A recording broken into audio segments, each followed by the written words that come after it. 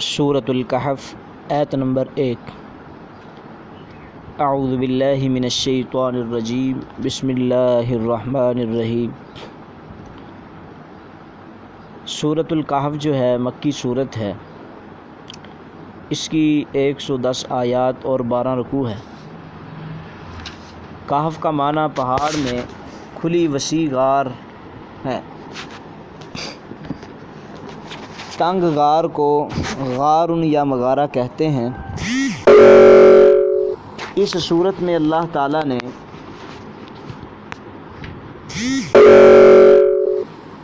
والوں کا واقعہ بیان فرمایا ہے، جس میں اللہ پر توکل کی برکات بیان ہوئی ہیں کہ اس کی بدولت کس طرح آدمی دشمن سے اور تمام دنیا سے بے نیاز ہو جاتا ہے، اور حق کہنے کی کتنی جرأت پیدا ہوتی ہے، اور اللہ تعالیٰ اپنے بندوں کی مدد کیسے کرتا ہے۔ تو بلکہ اس کے ساتھ ساتھ شروع میں یہ بھی عرض کرنا چاہتا ہوں کہ سورۃ الکہف کی فضیلت کیا ہے۔ صحیح مسلم کی حدیث نمبر 809، رسول اللہ صلی اللہ علیہ وآلہ وسلم کا ارشاد گرامی ہے، من حفظ 10 آیات من اول سورۃ الکہف عصم من فتنۃ الدجال۔ جو شخص سورۃ الکہف کی شروع کی 10 آیات حفظ کر لے،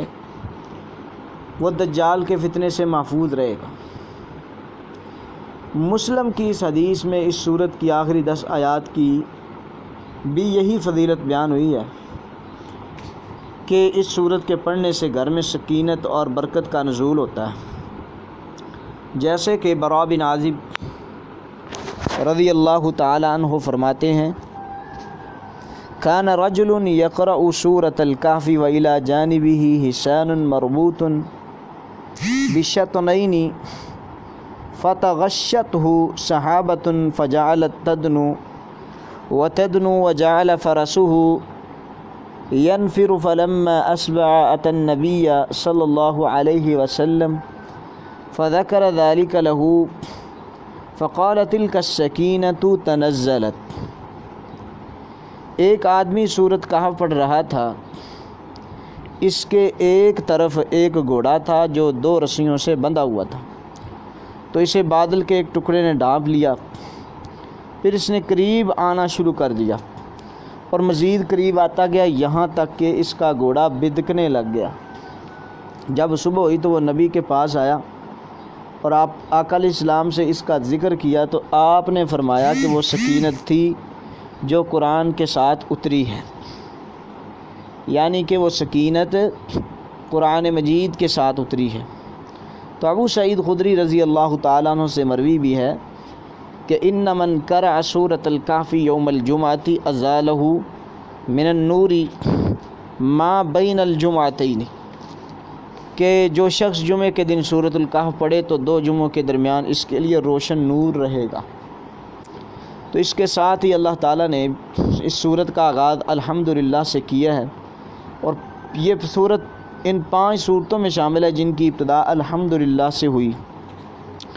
جیسے کہ سورۃ فاتحہ ہے اور سورۃ انعام ہے اور سورۃ السبا اور فاطر ہے، اور پچھلی سورت کا خاتمہ بھی الحمدللہ کے ساتھ ہی ہوا ہے۔ تو یہ سبق ملتا ہے کہ ہر کام کی ابتدا اللہ کی حمد سے کرنی چاہیے۔ اللہ تعالیٰ فرماتے ہیں، الحمدللہ الذی، سب تعریفیں اللہ کے لیے ہیں، انزل علی عبدہ الکتاب، کہ جس نے اپنے بندے پر کتاب کو نازل کیا، ولم یجعل لہ عوجا، اور اس کتاب میں کوئی بھی کجی نہیں رکھی۔ کیا مطلب؟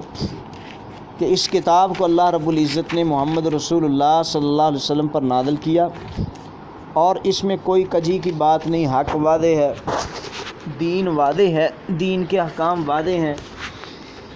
دین کے مسائل واضح ہیں، دین کی تمام باتیں واضح ہیں۔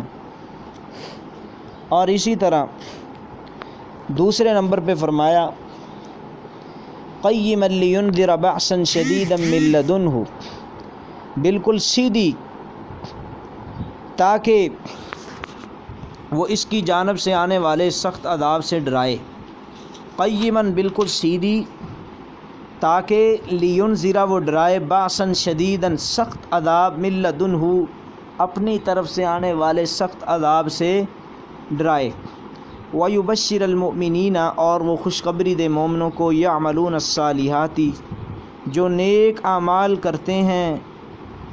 ان لہم اجرا حسنا ان بے شک ان کے لیے بہت اچھا اجر ہے، ان کے لیے بہت اچھا اجر ہے۔ تو بات یہ ہے کہ یہاں یہ بتایا کہ اس کتاب کو اپنے بندے پر اس لیے نازل فرمایا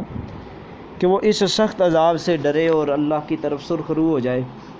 اور مومنوں کے لیے خوشخبری ہے اور کافروں کے لیے اس میں وعید ہے۔ آگے فرمایا ماکثین فیہ ابدا، کہ وہ جس میں ہمیشہ رہنے والے ہیں، وینذر الذین اور ان لوگوں کو ڈرائے، قالوا جنہوں نے کہا اتخذ اللہ ولدا اللہ نے کوئی اولاد بنا رکھی ہے، یعنی کہ بعض لوگ یہ کتاب آئی ہے ان لوگوں کو ڈرانے کے لیے جنہوں نے دنیا میں شرک کیا، دنیا میں دنگا فساد کیا، اور یہاں ان لوگوں کا بھی رد ہوتا ہے جو کہتے ہیں کہ یہ قرآن تو اس کی کوئی ضرورت ہی نہیں ہے، یہ تو وہ قرآن نہیں ہے جو حضرت علی رضی اللہ تعالیٰ عنہ والا، وہ تو پتہ نہیں 7 لاکھ آیات والا تھا، تو بتاؤ اس کی ایک آیت بھی ایسی دکھاؤ کہ جس میں انسان کی بھلائی نہ ہو۔ اور ہم تم کو بھی چیلنج کرتے ہیں، جس طرح چیلنج تھا نا مشرکین مکہ کو، آج کے ان لوگوں کو بھی چیلنج ہے جو کہتے ہیں کہ یہ وہ قرآن نہیں ہے جو حضرت علی رضی اللہ تعالیٰ عنہ والا ہے، جس کو امام مہدی غار میں لے کر چھپا ہوا ہے۔ تو ہم کہتے ہیں اگر یہ نہیں ہے تم اس جیسی کوئی تم صورت بنا کے دکھاؤ، نہیں دکھا سکتے، یہ منہ کی باتیں ہیں۔ ما لہم بہ من علم اور نہیں انہیں اس کا کوئی علم، ولا لآبائہم نہ ان کے باپ دادا کو، کبرت کلمۃً بولنے میں بڑی ہے بات، تخرج من افواہہم جو ان کے منہوں سے نکلتی ہے، ان یقولون الا کذبا وہ سراسر جھوٹ کے سوا کچھ نہیں ہے، وہ سراسر جھوٹ کے سوا کچھ بھی نہیں، وہ جھوٹ ہی کہتے ہیں۔ یعنی کہ اللہ کی اولاد ہونے کے بارے میں ان کے پاس کیا دلیل ہے؟ کوئی ہے علم؟ اور اپنی طرف سے باتیں کرتے رہتے ہیں۔ اور ان کے آباء و اجداد کے پاس کون سا علم تھا جس بنا پر انہوں نے انبیاء کی باتوں کو چٹلایا؟ تو یہی بات ہے کہ آپ ان کو اصل دین کی طرف رغبت دیتے رہیں، توحید کی طرف ان کو لگاتے رہیں۔ فلا اللہ کا باغی نفسک علی آثارہم بس شاید تو اپنی جان ان کے پیچھے غم سے ہلاک کرنے والا ہے۔ فلا اللہ کا شاید تو باغی النفس کا ہلاک کرنے والا اپنی جان کو علی آثارہم ان کے پیچھے، ان لم یؤمنوا اگر وہ ایمان نہ لائے، بہذا الحدیث اس بات کے ساتھ، آسفاً اللہ اکبر، تو اگر وہ ایمان نہ لائے تو پس شاید تو اپنی جان ان کے پیچھے سے ہلاک کرنے والا بن جائے گا اگر وہ ایمان نہ لائے۔ تو نبی علیہ الصلوۃ والسلام بڑی ہی تگ و دو میں رہتے تھے اور بڑی محنت کرتے تھے، اور آقا علیہ الصلوۃ والسلام لوگوں کی رہنمائی کے لیے دن رات ایک کیا ہوا تھا۔ اسی لیے تو سیدنا ابو ہریرہ رضی اللہ تعالیٰ عنہ ایک مثال بھی بیان فرماتے ہیں، ایک حدیث بیان فرماتے ہیں جس میں رسول اللہ صلی اللہ علیہ وآلہ وسلم کی مثال کو بیان کیا گیا ہے۔ ابو ہریرہ فرماتے ہیں کہ رسول اللہ صلی اللہ علیہ وسلم نے فرمایا، میری اور لوگوں کی مثال اس شخص کی ہے کہ جس نے ایک آگ خوب بھڑکائی، جب اس نے اس کے ارد گرد کو روشن کر دیا تو پروانے اور اس قسم کے جانور اس آگ میں گرنے لگے، وہ اس میں گرتے تھے، وہ شخص انہیں روکتا تھا اور اس سے زبردستی آگ میں گھستے تھے، تو میں آگ سے بچانے کے لیے تمہاری کمروں کو یعنی کہ پکڑ کر اور تمہیں زبردستی اللہ اکبر کھینچنا چاہتا ہوں۔ تو یہ بخاری کی حدیث نمبر 6483 ہے۔ تو آگے فرمایا انا جعلنا ما علی الارض زینت اللہ، بے شک ہم نے زمین میں جو کچھ بھی ہے زینت بنایا ہے، لنبلوہم ایہم احسن عملا، تاکہ ہم آزمائیں ان میں سے کون نیک عمل میں، یعنی کہ کون عمل میں بہتر ہے، لنبلوہم تاکہ ہم ان کو آزمائیں، ایہم کون احسن و اچھا ہے، عملاً با اعتبار عمل کے، یعنی ہم نے زمین میں جو کچھ بھی ہے نا، حیوان انسان، ان کی آزمائش یہ وہ، اور ان کا خوشی غمی میں ہونا یہ آزمائش کے لیے، وَإِنَّا اور بے شک ہم، لَجَائِلُونَ ہم جو کچھ اس پر ہے اسے ضرور ایک چٹیل میدان یعنی کہ میدان بنا دینے والے ہیں، وَإِنَّا اور بے شک ہم لَجَائِلُونَ بنانے والے ہیں، مَا عَلَيْهَا جو بھی اس میں ہے، سعیداً جرزا چٹیل میدان،